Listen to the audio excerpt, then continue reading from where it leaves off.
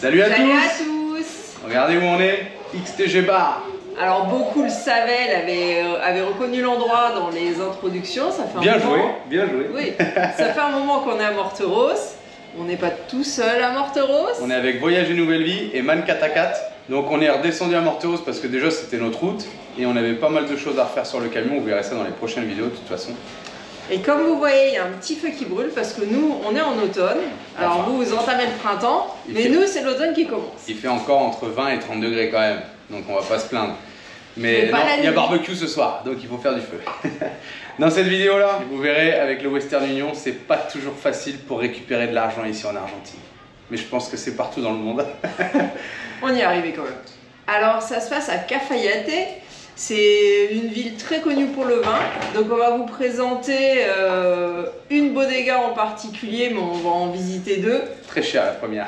Donc on va vous présenter la bodega Vasija Secreta, avec un peu comment ils font le vin, comment ça se passe là-bas. Et vous allez aussi voir des grottes Calchaquí, puisqu'on a fait une visite dans une montagne avec un descendant des Calchaquí qui nous a fait visiter tout ça. Alors bonne vidéo et à bientôt. Ciao. Bienvenue sur la chaîne XTG Family, où vous pourrez suivre notre aventure.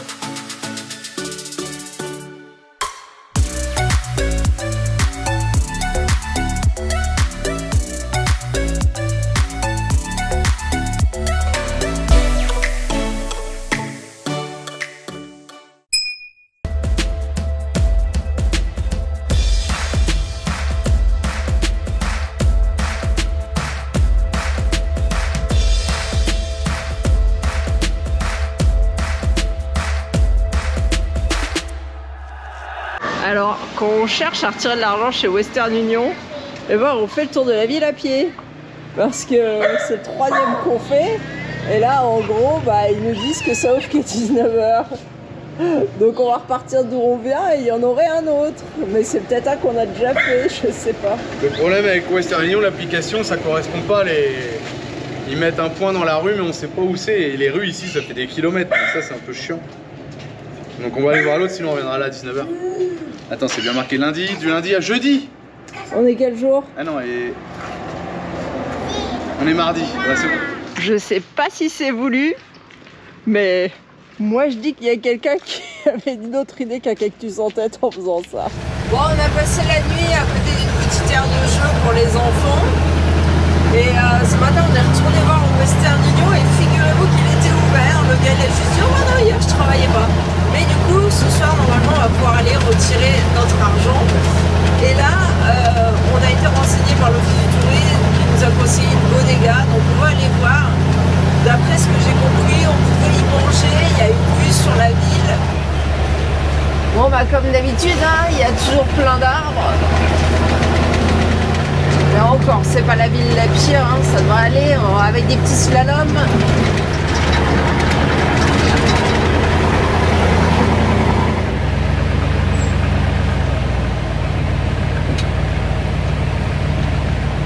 Voilà. Restaurant, regarde. Hola. ¿Tienen alguna reserva? No. ¿Necesita una? Es para ingresar a las actividades se necesita reserva. Lo que sí puede hacer sin reserva es conocer la estructura, hacer compra de algún vino de recuerdo y sacarse fotos. Bueno, vamos a ver. Y no se puede comer a la mediodía acá sin reserva. Podría consultarlo si es que lo hacen en un lugar. Pueden consultarlo. Bueno.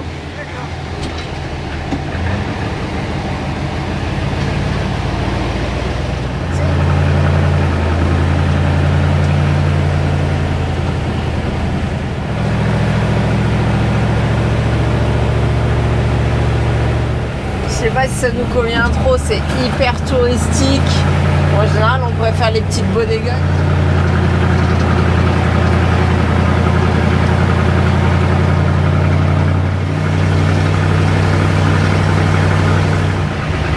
C'est une belle bodega, hein.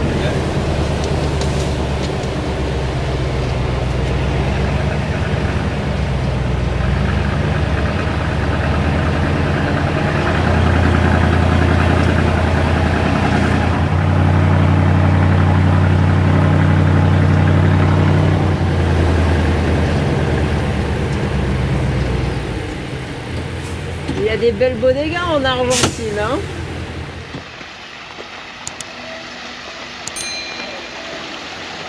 Je trouve que c'est beau.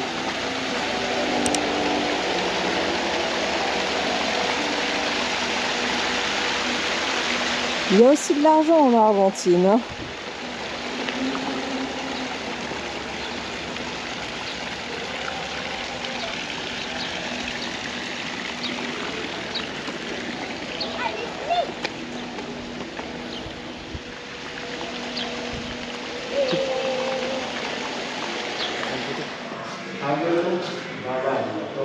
Je sais pas vraiment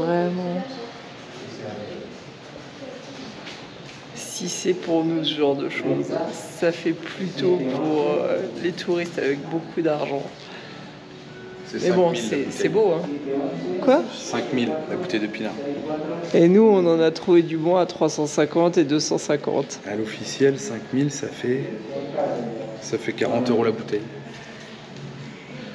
On est dans la zone la plus réputée pour le vin en Argentine, qui a failli. Là, il y a des dollars ici. Ouais, là, il y a des dollars.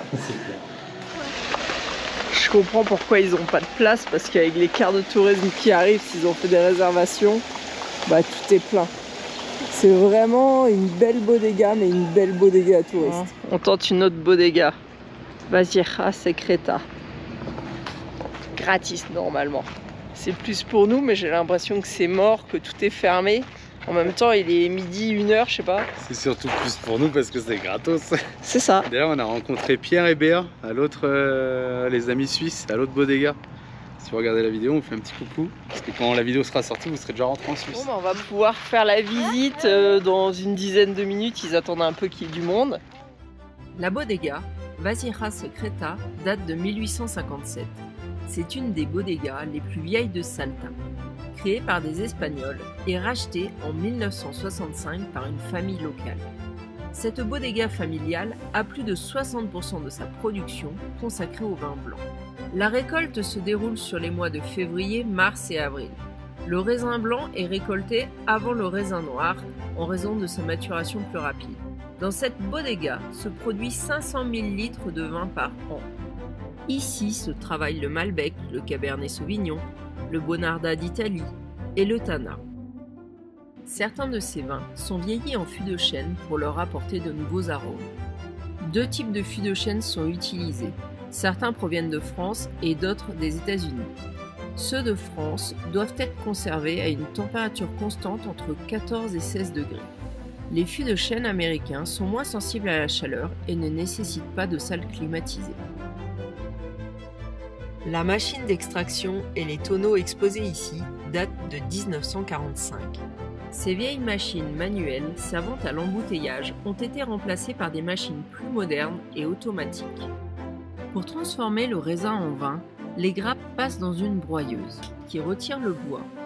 Le jus, les pépins et la peau sont stockés dans des bassins pour la fermentation.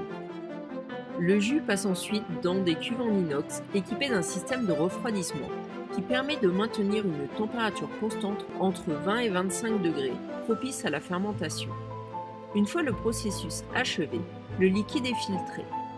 La partie retenue par le filtre est utilisée pour réaliser la grappa, un alcool à environ 40 degrés. Plus le raisin est récolté tardivement, plus sa concentration en sucre sera élevée et plus le vin sera doux. Au-delà de la variété du raisin, c'est le moment de la récolte qui décide du type de vin qui sera produit.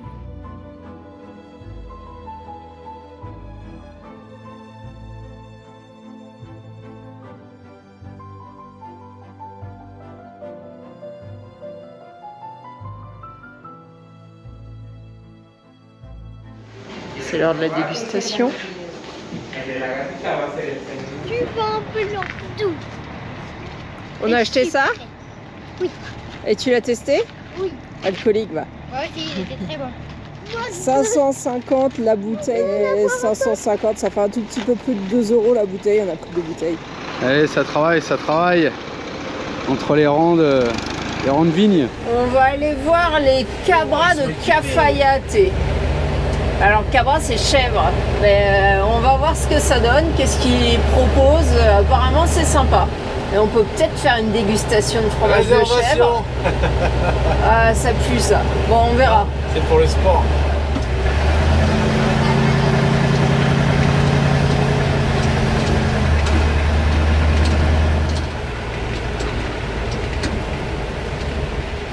On rentre dans un vignoble là. Cafayate. Oh, regardez les engins là. Du forestier là.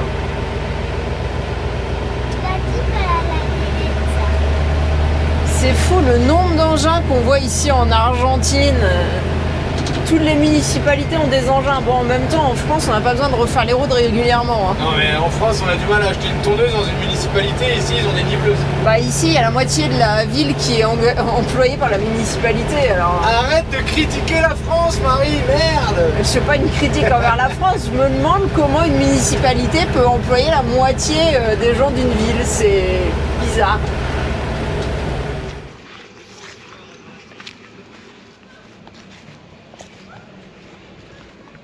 Bon bah du coup on va pas faire la visite hein.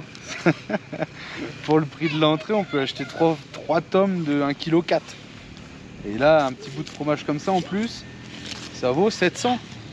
Ah, c'est fou. Et en plus attends c'est 500 par personne la visite et 300 la dégustation. Si tu fais que la dégustation c'est 300 par personne et même Alex il paye hein, tout le monde. Non mais 300 pour goûter un bout de fromage. Et 500 pour la visite d'une demi-heure, 45 minutes. Bah quoi, ils doivent traire les chèvres, je sais pas. Bah c'est Cafayate. Allez, on se casse. Allez, on va marcher jusqu'à la Cuevas del Seri, Souris, avec un guide, avec Ricardo, qui est d'ici. En fait, c'est comment on appelle des indigènes. Et en fait, il nous sert de guide et puis. On aime mieux payer ça plutôt qu'une visite d'une chèvrerie, je sais pas si ça se dit, qui vaut super cher, que là c'est un local qui va nous faire découvrir sa culture et on donne ce qu'on veut pour la visite. Et donc c'est parti. On a acheté du raisin à sa femme, voilà. 1 kilo de raisin, qu'elle vient de décrocher de la vigne à l'instant. Donc c'est beaucoup plus le genre de choses qu'on fait que les visites trop touristiques, super chères. Donc on est parti pour... une petite heure aller-retour jusqu'à des peintures rupestres qui sont dans une grotte, si j'ai bien tout compris. Alors notre guide vient de nous expliquer que cette plante-là s'appelle ortiga, si j'ai bien compris, et qu'apparemment ça pique très très fort et il faut surtout pas la toucher. Donc on va l'éviter. Hein. La plante qui pique là, il l'utilise, il la met dans l'eau à bouillir et après il l'utilise pour les cheveux. Alors apparemment ça aide la croissance des cheveux et ça évite la chute des cheveux. À tester peut-être. Hein. Voilà, c'est la zone de mortier collectif. Hein. C'est là qu'ils venaient faire la farine. Ils ont placé les mortiers dans la même disposition que les étoiles, qu'une certaine constellation. Moi, j'y connais pas grand-chose, mais ils avaient une culture très portée sur le ciel et tout ça. Puisqu'ils utilisaient aussi des sortes de mortiers pour voir... l'avancée des étoiles, de la lune, pour voir les saisons, tout ça. Là, on voit qu'en fait, alors c'est vieux, hein, parce que là la végétation a repris le dessus, mais qu'il y a différentes terrasses qui servent à la culture. Qui servaient, ouais, puisque là, il y a 1000 ans, ils cultivaient en étage comme ça. Et là, une jolie vue sur Cafayate. Alors, il nous expliquait que là, c'était une grotte où ils pouvaient se mettre à deux petits, je crois bien. Et quand les Espagnols sont arrivés, ils ont voulu défendre leur terre. Donc c'était le peuple des Calchaquis, des Aguita. Donc les Calchaquis ici ont réussi à repousser les Espagnols et ont gardé leur terre. Et donc ce monsieur-là, c'est un descendant des Calchaquis. Il disait la petite grotte là et l'autre petit creux là, en fait, ils utilisaient ça pour dormir, pour se protéger des éléments. Et là-haut, il y en a une autre. J'imagine pas qu'est-ce que là-dedans. Regarde, Guanaco. Si. Sapo, sapo, serpiente, cóndor y suri. Alors, souris, c'est une espèce d'autruche. Le symbole de la guerre entre les Espagnols et les Calchaquis, le rond avec le sigle au milieu. Alors, on voit bien le souris, c'est à peu près ce qu'on voit le mieux, je crois. La grenouille aussi. Elle est où la grenouille? Parce que moi je la vois pas du tout. Là, en blanc. Là, t'as les pattes, et là, t'as son corps, là. Là, maintenant? Les pattes arrière en haut. Regarde. On va rentrer dans cette grotte là. Apparemment celle-ci c'est une grotte sacrée avec beaucoup d'énergie à utiliser pour dormir, pour soigner. Et il y a apparemment 2 mètres de haut. Et il y a une sortie de l'autre côté. Moi, j'ai vu du soleil. Non.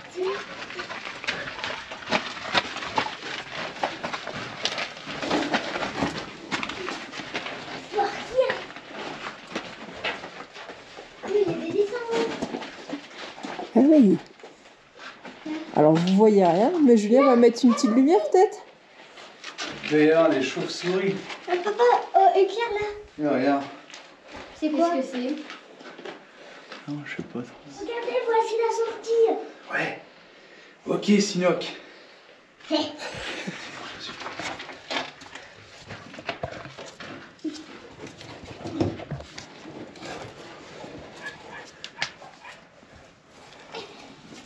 Hop. Alors pas facile à passer. Mais là c'était leur sortie de secours.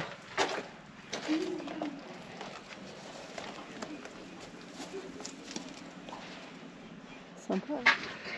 Alors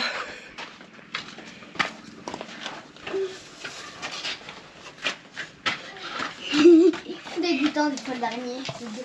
et apparemment ils vivaient là. Alors ils vivaient dans la nature, mais là c'était pour dormir, pour soigner. C'était sacré. Et ça l'est encore hein, pour le peuple d'ici, pour le monsieur qui nous accompagne.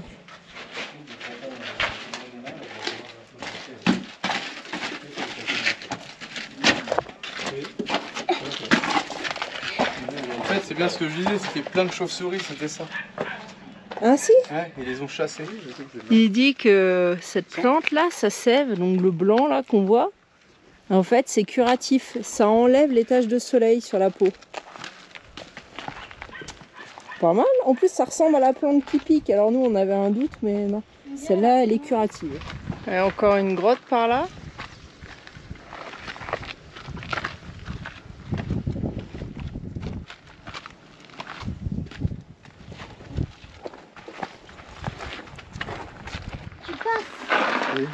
Alors encore une grotte, et là on voit sur la roche une famille de guanacos ou de lamas. Le papa, la maman, frères et sœurs, les cousins. C'est ça. Toute la famille. Et là, il y avait certainement une sortie de secours, on dirait que ça a été remblayé. Il y a toujours une sortie de secours dans les grottes. Je ne sais pas si vous vous rappelez, dans notre vidéo à San Antonio de los Cobres, il y avait une dame, elle utilisait des épines de cactus pour fabriquer des petits chamas en laine pour faire du tricot. Donc c'est ce cactus-là qui tire les épines parce qu'elles sont assez longues. Et ils utilisaient une autre plante, alors par là vous en voyez des groupes de plantes un peu piquantes là. Et ben ils faisaient le fil avec ces plantes-là. Regardez, ils utilisaient cette plante-là pour faire le fil. Pour coudre des textiles. C'est Chaguar son nom. Alors cette plante s'appelle Turca et c'est une plante digestive. En fait ils utilisaient beaucoup les plantes pour se soigner. Hein. Et d'ailleurs il y a toujours ici beaucoup de gens qui vendent les plantes dans des stands pour utiliser leur vertu. Et là il y a encore une autre grotte. Tu sais pas lire? Alicia elle sait pas lire ce qu'il y a écrit. Alors le soleil, des guanacos, des papillons, des serpents. Et ça? T'as bien la camucho moussiala. Sí. Il y avait plein de chauves-souris, regardez, c'est plein de... C'est toute la merde de chauves-souris noires. Ah les traces noires, ouais, c'est les restes de C'est chauves-souris. quoi ça, maman? Serpent. ¿Esto qué es? Puma. Ah là c'est un puma qu'Alicia elle montrait. Ah il est là le puma. Ah là c'est le serpent. Là c'est le papillon en noir et blanc. Le triangle là c'est les cultures. Là c'est une étoile. Ah il y en a une autre par là. Alors, la petite plante qui est là, elle s'utilise pour le thé, le maté, pour donner du goût. Ça s'appelle poleo. Allez, c'est la fin de vidéo. On va vous laisser là. Nous, on retourne au camion. Et on vous dit à bientôt dans une prochaine vidéo. Ciao. Ciao. En attendant la prochaine vidéo, vous pouvez aussi nous suivre sur Instagram et Facebook.